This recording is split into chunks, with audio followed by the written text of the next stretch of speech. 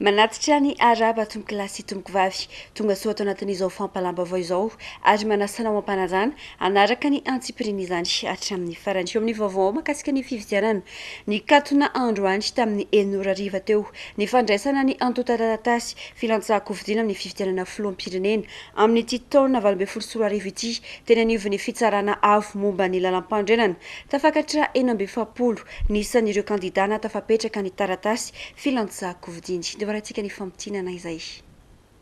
Tapitra androany ny fametrahana antota-taratasy filatsahan-kofidiana ho kandida filoham-pirenena izay atao amin'ny volana novambra izao tenenivy ny HCC. Araka ny tatitra azo tenenivy ny fitsarana avy momba ny lalam-pandrenana dia misy 40 nisan'ireo kandidana tafapetraka izany antota-taratasy izany. Kandida voalohany nametraka ny antota-taratasy filatsahan-kofidiana ho filoham-pirenena ny voalohan'ny volana aogositra teo Andriamatoa Andrinirina Rajoelina natolotra ny toko politika TGV. Faharoa Andriamatoa Ravelonarivo Jean natolotra ny toko politika ABA na ny tokom-bahoaka.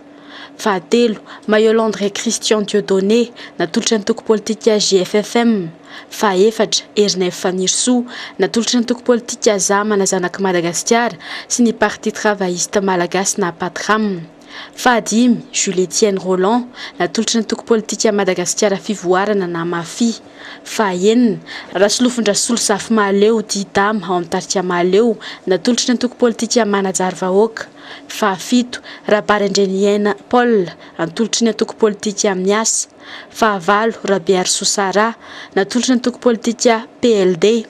Fahasivy Andriamorasata Solo Norbert natolotra ny toko politika Union Démocrate Chrétien de Madagascar. Fahafolo Ratsetson Jean-Jacques Jedidia natolotra ny toko politika FMIMA na fahefa mividy no ilain'ny malagasy. Faharaiky ambin'ny folo Berzik Jean Omer atolotra ny toko politika Antsiky Madagascar. Faharoa ambin'ny folo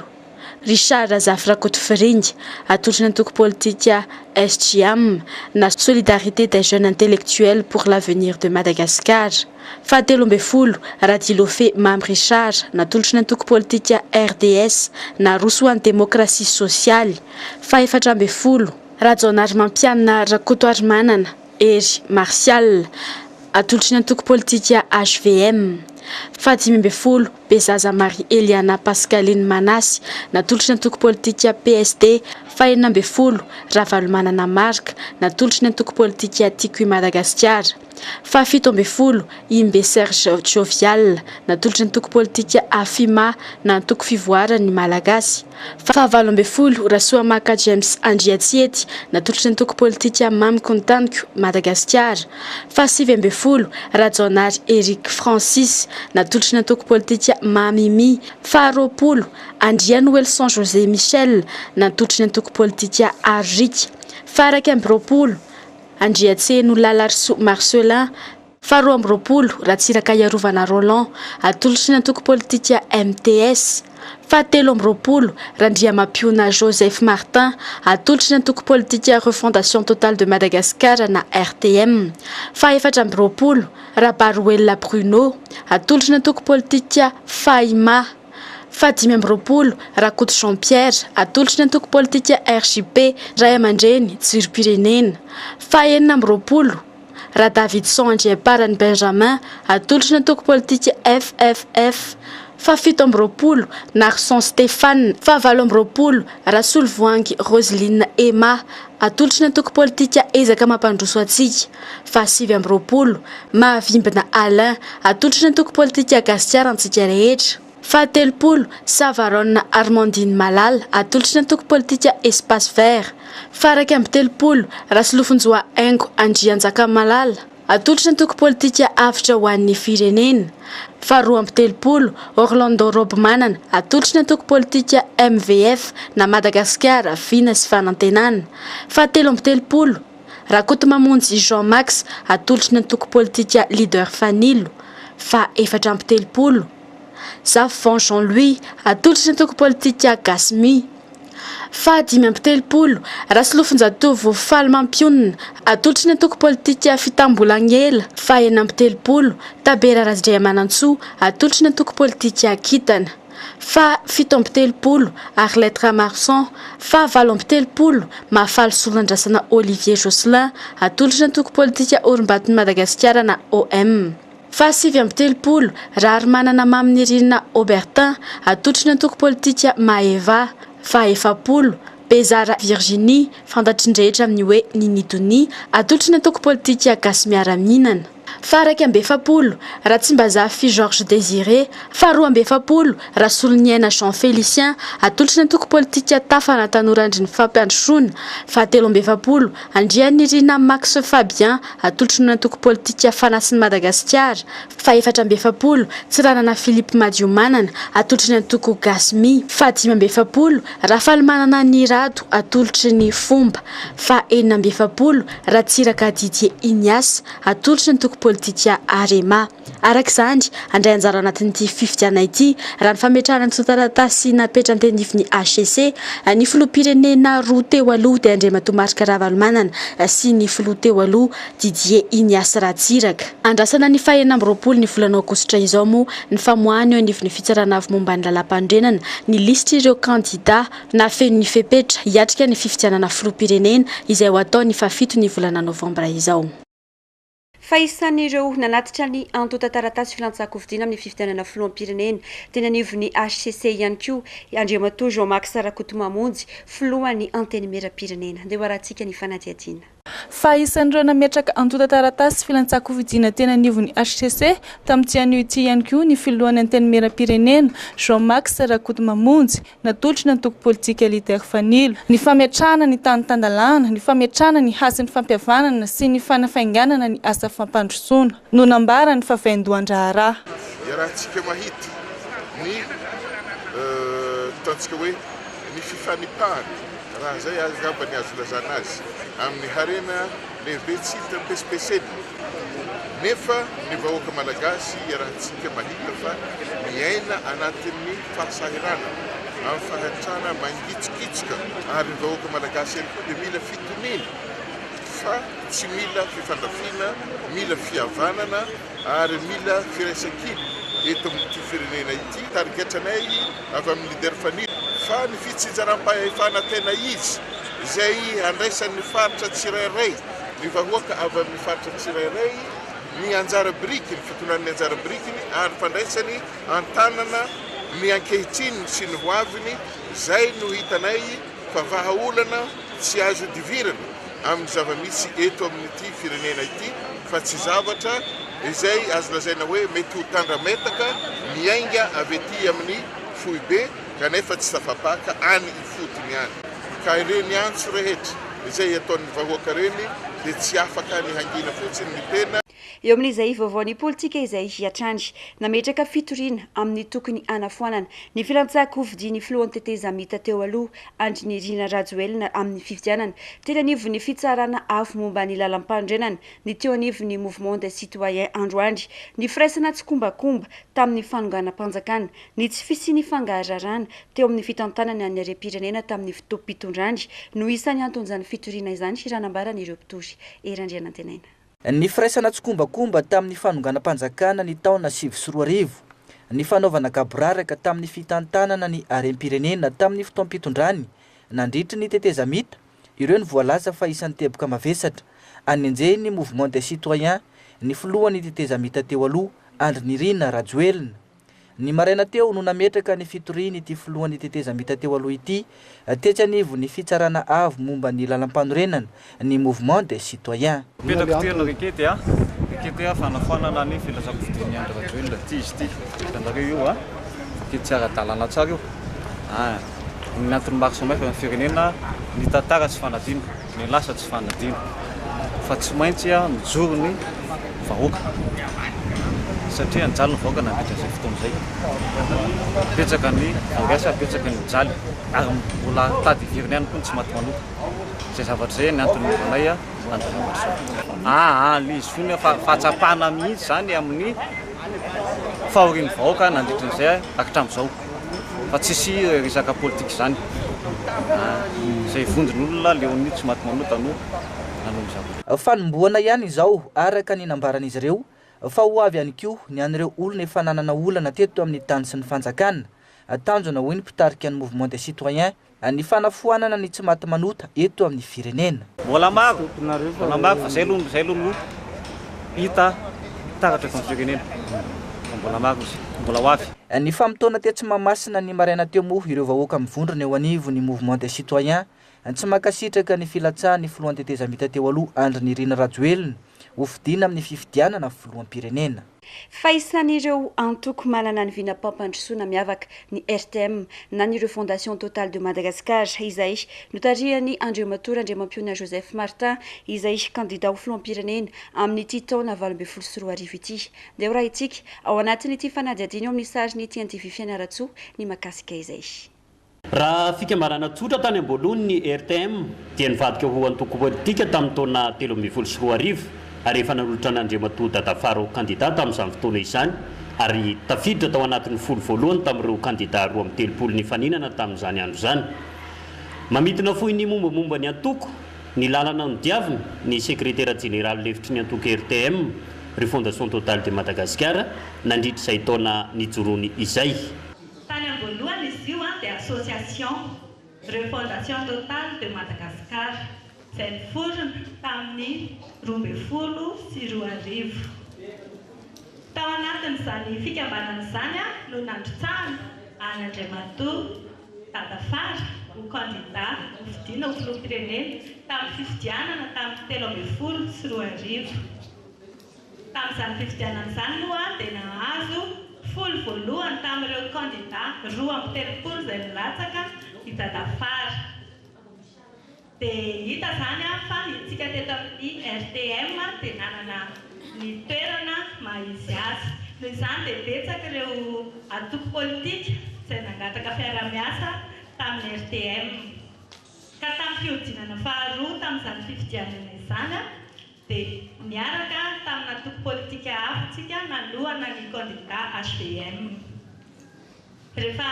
lany ny candidat HVM izay tohanantsika tonga teo amin'ny toerana mahafiloham-pirenena dia nanendry any Dadafaro ho minisitry ny fambolena, ho minisitry ny fiompiana ary nandritra ny 9 volana izay nahateo amin'ny toerana maha-minisitra azy izay dia betsaka ary tena betsaka ny zavatra vitany. Raha tsy hitanisa afa-tsy ireo efa voalaza teo ny ferme, ny birao mpanjakana, ny birao any élevage any Mananjary sy ireo maro izay efa voatanisa teo dia maro ny zavatra vita tao anatin'izay 9 volana izay. Tao aorianan'izay dia nisy tsy maintsy nesorony fanjakana izy tsy ho minisitra intsony kanefa ny association dia nijoro hatrany tamin'ny foto-kevitra izay ijoroany ary mbola naniry ny asa bebe kokoa amin'ny foto-kevitra ijoroany ka izay nahatonga ny fanamadiana io association io ho lasa parti politique na antoko politika RTM izay efa fantatritsika amin'izao fotoana izao. Nandray anjara tamina fifidianana tamin'ny ben'ny tanàna ny RTM ary amin'izao fotoana izao dia manana olo-boafidy 720 manerana ny Madagasikara izay ireo mbola hitantsika mijoro sy manohana hatrany ny fikambanana sy ny antoko politika. Izay angambany ny tantara tsotsotra momba ny RTM. Mbola nosafidian'ny mpiray antoko Andriamatoa Randriamampoana Joseph Martin izay filoham-panorona ity antoko fantatra amin'ny loko fotsy sy fisia ity hatolotra ho candidat filoham-pirenena amin'ny 7 novambra ho avy izao.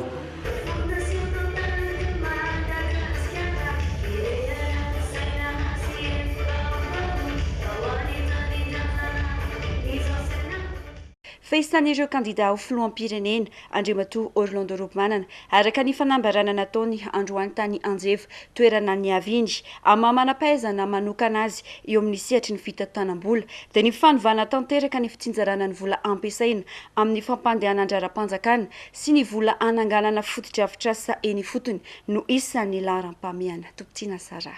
Hatramin'izay dia misy anjato ny teti-bolam-panjakana monjany natokana anaovana fotodrafitraseny fotony izany hoe ny anivon'ny commune fa 520 isanjato dia tantany ny fanjakana foibe avokoa araka ny fanazavana nentin'Andriamatoa Orlando Robmanana kandida ho filoham-pirenena amin'ny maha efa tompona andraikitra teo anivon'ny tairim-bolam-panjakana azy dia isan'ny misongadina ao anatin'ny vinanasany ary hovain-dohan-draharaany ny fanovana tanteraka ny fitantanam-bolam-panjakana mba hifantoka kokoa amin'ny fananganana fotodrafitrasa ho an'ny mponina izany teti-bolam-panjakana izany fa tsy holanina amin'ny fampandehanan-draharaha eny anivon'ny ministera sy ny androm-panjakana fotsiny ihany. Ny commune mba manana teti-bola mitokana ihany saingy ny vola mba miditra amin'ny commune dia le ataontsika hoe impôt locaux na le hoe vola etra tany sy etra ny trano vahoaka malagasy ary tsy manana trano tsy manana tany ko iza ny andohetra eo aty amin'ny commune rurale loatra ny tony vitsivitsy kely fotsiny mba afaka mandohana izany dia izany mahakely vola miditra amin'ny commune le etra isan-karazany rehetra izay tena lehibe dia rofina any amin'ny kitapon'bolam-panjakana avokoa dia tsisy miverina aty amin'ny commune ny mba miverina dia 5 isanjato reny etra miditra reny dia reny le mahatonga le hoe 10 hetsy sy 4 tapitrisa ariary no mba miditra miverina aty amin'ny commune dia apetrako amintsika amin'ny fanontaniana 10 hetsy sy 4 tapitrisa ariary ve dia afaka ampandrosoana amatsina ny fotodrafitrasa amatsina ny ataoko hoe famatsina ara-tsosialy fiahinam-pony amatsina ana rahamaso ny fanabeazana ana rahamaso ny fahasalamana ana rahamaso ny fanabeazana ny fanalebiazana ny tany hovolena sy ny sisa lasa ohatran'ny manao skidy mila voatsiary rehefa adiadiko manokana la atao hoe fampandehanan-draha raha-panjakana le fitopolo isanjato dia teo indrindra ny tena nahitako ny olana eto amin'ny firenena eo ny tena ahitana ny fitiava-kely ny fitiavan-teny ny fonds spéciaux an'ny mpitondra mbola lazaiko aminareo ny tarehimarika ao aoriana ao raha misy milaza an'izany satria io moa dia lazaintsika foana fa hoe tsy mila justification nefa za manokana dia tena volam-bahoaka io ka zay ampiasan'ny mpitondrana dia tokony ho fantatry ny vahoaka hoe makaiza marina io fa tena vola tsy tokony tsy foroana ny ampiasain'ny lehibe ny androm-panjakana amin'ny resaka fonds spéciaux ohatra matapitrisa maro zany inona moa ny anton'izany efa manana ny teti-bola ny androm-panjakana rehetra reny ka atao inona fonds spéciaux ary nanaovana inona hatramin'izay zaho mahalala ary reny rehetra reny mila fanamboarana ao ihany koa reny lazaina fa subvention isan-karazany reny ohatra subvention jirama efa 100 lavitrisy ariary isan-taona rehefa tena nydiniana rehefa navoakako tamin'ny tahiry zany gazety boky tahiry zay tadidinareo tsara avoakako tsy misy mandeha any amin'ny jirama zany reny tsy manampy ny jirama zany reny andeha andoavana ny facture ny groupe électrogène sy ny facture ny solika lany amin'ny fampandehanana an'ireny jiro reny nefa tsika nomena Andriamanitra masoandro nomena rano nomena rivotra zany ny asa tany nisy fotoana ny asa tany Pays-Bas rivotra daholo ny ampiasain'ny olona any ary ny teknisianina malagasy mbola averika any le teknisianina malagasy dia nafantatra fa eto amintsika ny rivotra koa ny fitsokan'ny rivotra dia ahafahana manodina herinaratra tsara mihitsy. Tety Anjeva tanàna ny Aviny Moandroany no nanambarana Andriamatoa Orlando Robmanana ny filatsahako fidiny ho kandida filoham-pirenena amin'ny fifidianana izay ho atao ny volana Novambra izao. Isan'ny notsindriny manokana tamin'ireo vahoaka marobe nanatrika ny fanambarana nataony ny fijerena ny fifanarahany ny vinanasan'ny kandida amin'ny filana fototra fa tsy ny fijerena ny tsangan'olona na ny fankafizan'olona manokana izay efa natafalatsaka antsika malagasy sy lalina anatin'izao fahantrany izao.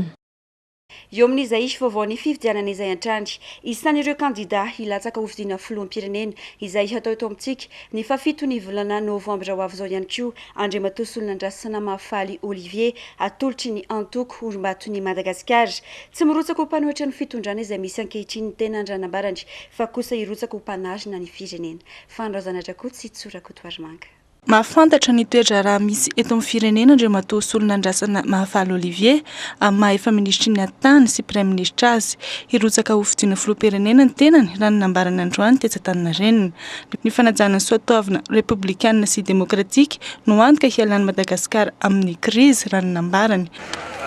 Izy moa voalohany tsy etsaketsaka na fitiavana voninahitra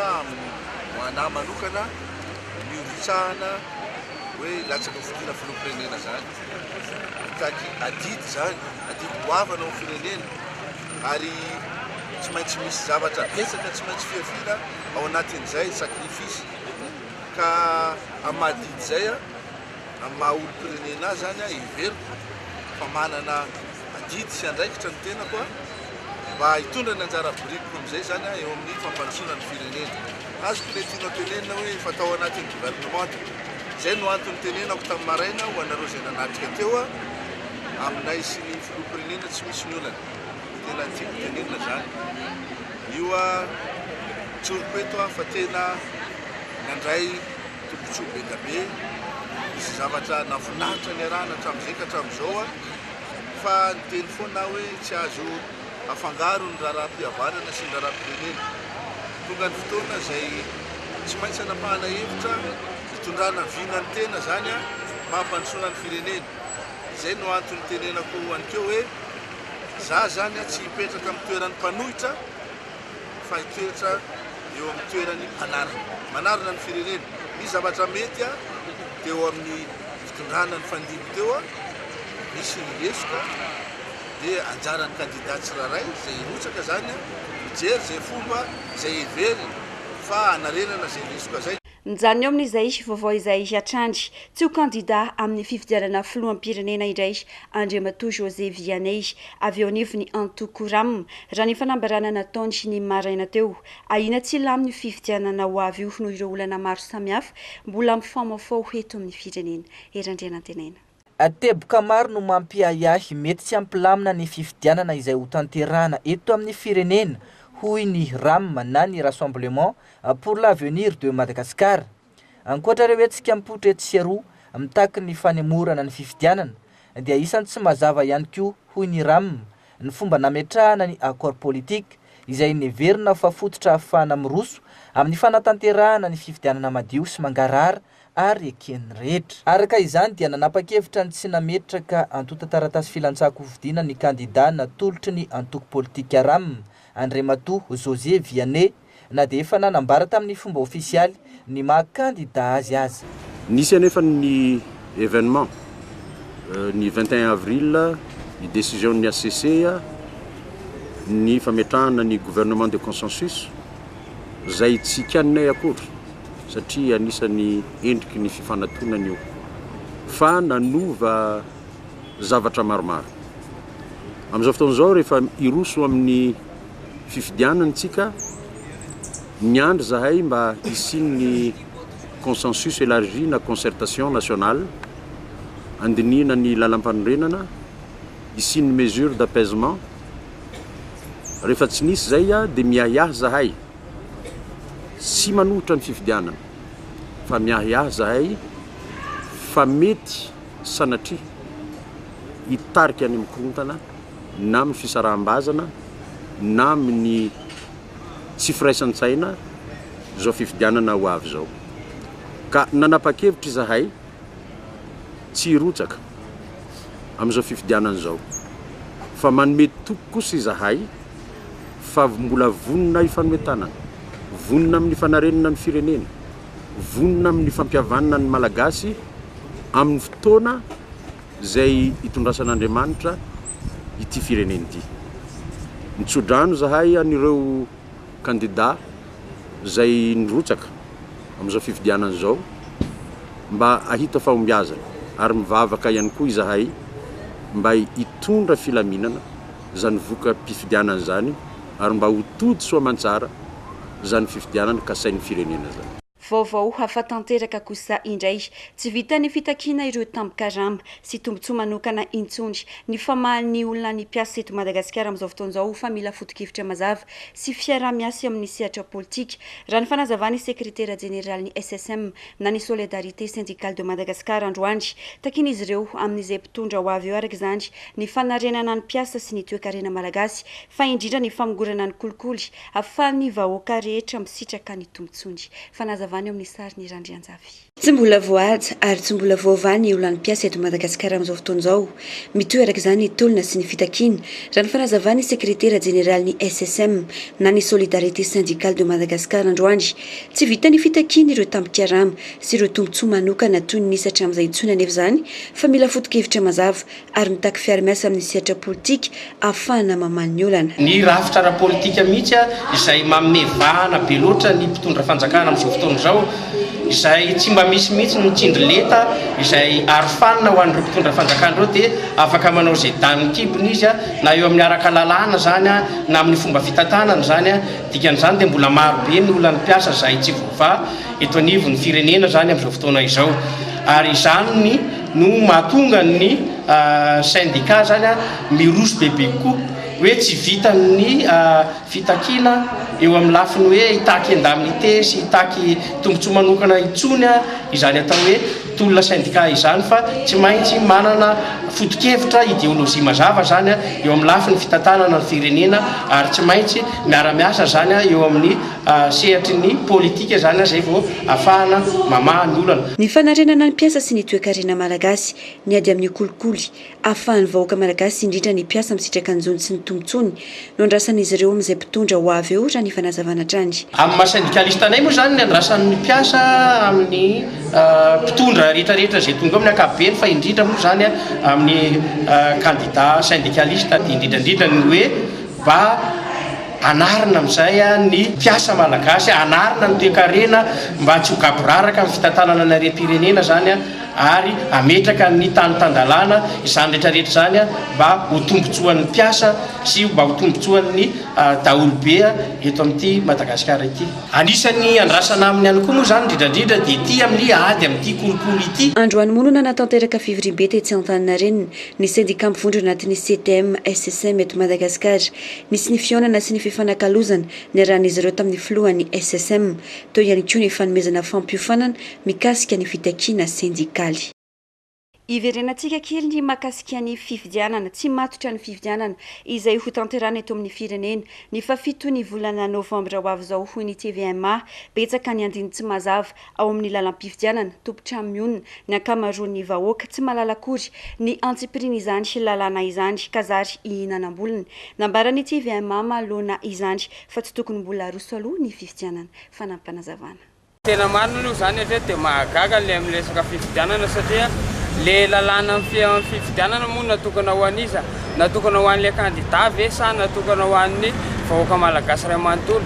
voafako maly zany resaka tamina président fokotany maromaro fa nary zareo ary tsy malala akory ny andinina nateboka maromaro ao anatin'ilay lalàna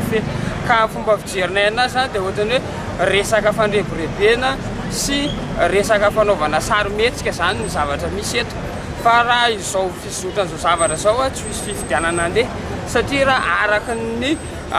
ao anatin'ilay lalàna farany teo zao ny hitako dia tsy maintsy hoe mbola anao fanadihadiana any amin'ny fitsarana ny ACC vao afaka anaiky ilay atonta taratasy ho an'ilay candidat anankiray raha ohatra zany ka misy candidat manana arara araka ny fitsarana dia mety ho lavin'ny ACC izy ka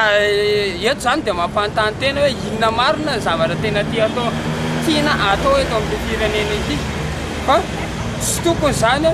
anao karazana sarymetsika ohatr'izay fotsiny zany tsika fa io raha ohatra ka tena hoe mirazotra tsy maintsy mandeha fifidianana dia tokony antoka ary tsy hafa miala amin'izany ny ACC sy ny CENI mivaolana zany aloha dia mila miresaka satria io ane tsisy fifidianana andeha fa karazana sarymetsika fotsiny ny atao eo. Betsaka amin'ireo mpanara-baovao no mbola mitaky hatrany ny fanovana ny lalam-pandrenana mialoha ny anatanterana ny fifidianana amin'izao fotoana izao ampazava tsara ny fitsipodalao amin'ny fifidianana moa no anton'izany raha ny fanazavana izy ireo tsy vitsy ihany koa ireo milaza fa tsy vahaolana ny fanovana ny lalàna ary tsy misy fiantraikany amin'ny fiainam-bahoaka ny famonjana izany no tokony atao raha ny fanazavana trany Randrianjafy. Amin'izao fotoana farany fametrahana ny taratasy firotsahako vidiana ho an'ireo candidat filoham-pirenena izao maro amin'ireo mpanara-baovao no mbola mitaky hatrany ny fanovana ny lalam-panorenana izay tsy nakasitrahany rehetra nandaniana azy raha nambaran'izy ireo ilaina fantarina aloha izany mba hampazava ny fitsipodalao izay vao miroso amin'ny fifidianana misy kosa nefa ireo milaza fa nahovahovaina foana aza izany dia tsy mampiova ny fiainam-bahoaka ny fanajana izany tokony ataon'ny tsirairay avy raha ny fanazavana trany. Raha tena nafifidianana teo iny tiany efa iny efa natokana iny amina rehefa nale fifidianana raha tsy betsaka ny zavatra tokony amboarina mihitsy betsaka ny zavatra tsy mahafantatra an'ilay lalam-pandrena ohatry ny ahoana marina ilay lalam-pandrena zay ny problème ataontsika fa le tenelizoko latato hoe oui ou non dia hoe atao oui na atao non fotsiny le izy fa betsaka ny ankamaroan'ny olona tsy dia mahalala ny avana tsy dia mahalala ny avana fiainana malagasy nefa tany amboloany mihitsy nefa misy mety lalam-panenana koa ny karaha tsy tonga hoe manao an'ilay zany nge tsy hoe akory hoe mila vaina tsy mila vaina zay zany zava-dehibe aloha fa ny fanajalam-panenana zay misy mihitsy atavy zany dia misy manova zay filompirena tonga eo dia manova foana iny nefany ohatrany tsy tona fivana ho an'ny vahoaka mihitsy fa ny fiainam-bahoaka mihitsy any fotony zay ny mila fanovana eto amin'ny firenentsika ty fa tsy hoe koa lampamela io na vainao impolo roapolo tsy dia mampiova ninina loatra fa le fiainam-bahoaka hatrany fotony mihitsy manomboka hatrany amin'ny fiainana madinika moa zany tena resahany eto hatrany ambany voatra farany lavitra atatena voatra rehefa hoe olona hoe fiaina madinika zay ny voatra ho azy ny firenena satria dia arakarak'ireo le fiovanany vahoaka madinika no mampivoatra firenena. Vaovao ny fanatanjahantena no tanterahana ny farany herinandro teo ny lalao famaranana ny tozona afiraisan-kiny amin'ny taranja baolina kitra teo amin'ireo sokajy zokiny tetsy Anosy Be mpilalao misa 420 sokajina 2 zokiny 6 andriny avy eo Anosy Be Ambohimanarina ary Andoharano fotsy no mandray anjara amin'ity lalao ity tohana avy amin'ireo malala-tanana no ahafahan'ny mpikarakara manao izany ho fialambolin'ny tanora sy ady amin'ny fitomemem-pona sy ny fifona zava-mahadomelina ary ny fironan'ny tanora amin'ny asa ratsy toy ny fanendana sy ny sisa. Tompotena sarano mitaritra amintsika ny Antsipriany.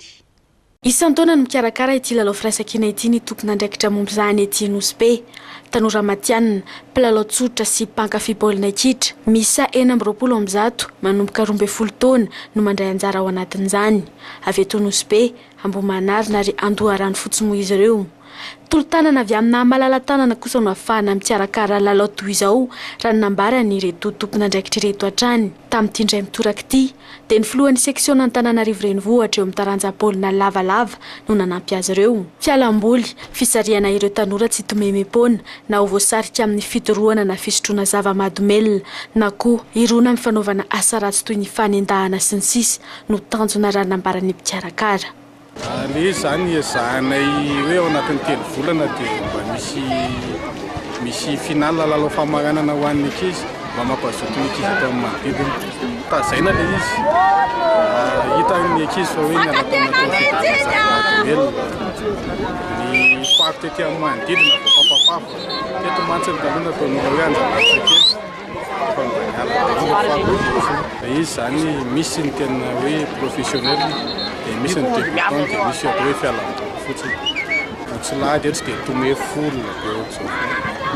na tsy final dia tome folona fa hoe baolina. Etsakilan'izay hita mbola olana ho an'ny reto tevohin'ny fanatanjahantena eto amintsika ireto ny tsy fisian'ny kianja sy ny tsy fanaraha-penitra ireo kianja efa misy teto dia tao anaty vovoka maloto sy fofona tena makarary no nilalovan'ireo tanora sy nijereny ireo mpity baolina kitra izany. Everin'ireo mpitantana eo amin'ny tontolo ara-panatanjahantena fa isan'ny tokony ho laharam-pamehan'ny filoham-pirenena olany eo ny fijerenan'ny tanora amin'ny fanomezana kianja ilalovan'izy ireo. Tonga ny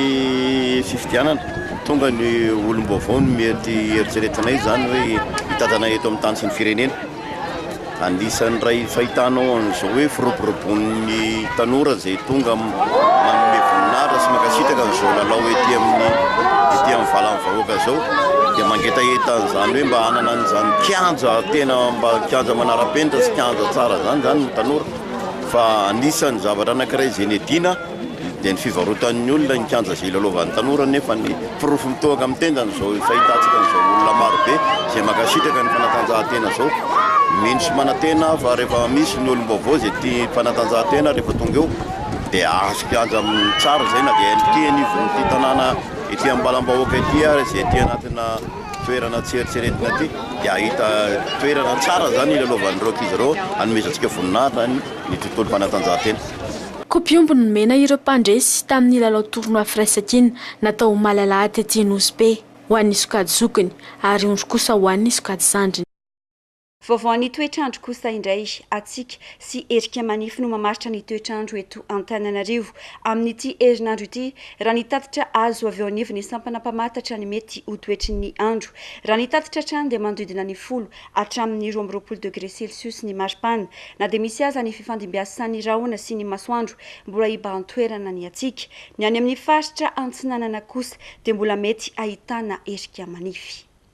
Dia iny ihany koa no mankatona ny fiarana tamin'izao alina izao mankasitraka fiainanao tany tokantrano nanaraka ny antsipirina izany hatramin'ny farany mamefotoananao ho amin'ny manaraka indray veloma tompoko.